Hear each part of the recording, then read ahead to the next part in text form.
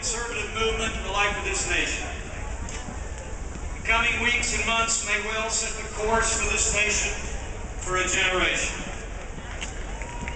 How we as conservatives respond to these challenges could determine whether America retains her place in the world as a beacon of freedom, or whether we slip into the abyss that has swallowed much of Europe in an avalanche of socialism.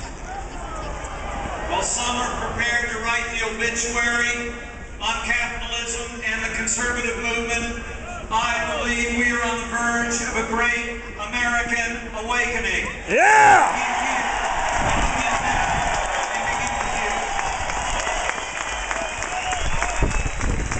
This administration and this Congress are getting a badly needed history lesson, starting with what our founders meant by consent of the governed. Yeah! If silence is consent, it is now revoked. We the people do not consent to runaway federal spending. We the people do not consent to the notion that we can borrow and spend and bail our way back to a growing America. And we the people do not consent to government-run insurance that will cost millions of Americans to lose the insurance they have and lead us to a government takeover of health care in this nation. Yeah!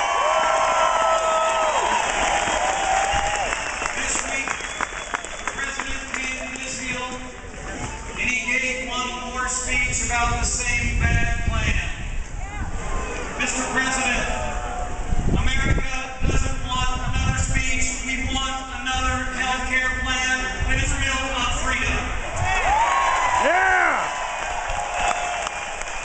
We the people do not consent to members of Congress passing 1,000-page bills without anybody ever reading them. Members of Congress should be required to read every major bill that Congress has done. Yeah! I gotta be honest with you. I think members of Congress ought to have to read major bills, but I'd be just as happy if some of them read this a little more often. Yeah! The Constitution of the United States of America. You know, there's a lot of stuff in there. It reminds us that we are a nation led by the people and not the elites and the bureaucrats and the politicians. It reminds us that the powers not delegated to the federal government by the Constitution are reserved to the states and to the people. And nowhere in our Constitution can you find the word SAR. Yeah! It's time that Washington, D.C. became a no-SAR zone. Yeah! The American people aren't happy. But it's not just about dollars and cents. It's about who we are as a nation.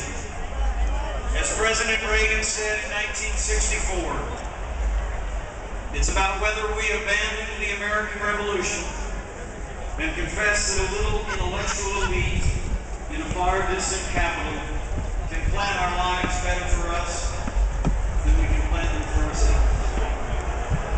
My money's on the American people. My money's on freedom. My money's on the future. Yeah! Yeah! This great national capital is filled with memorials to freedom's heroes.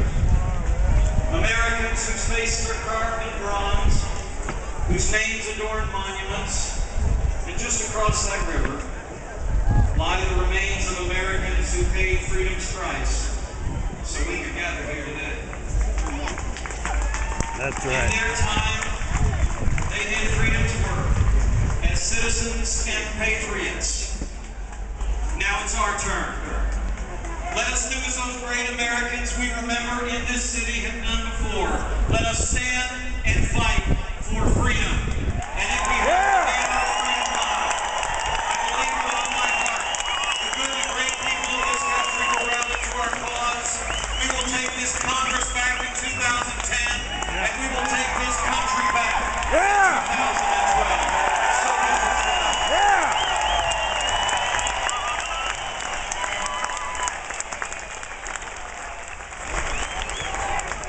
quick, important announcement.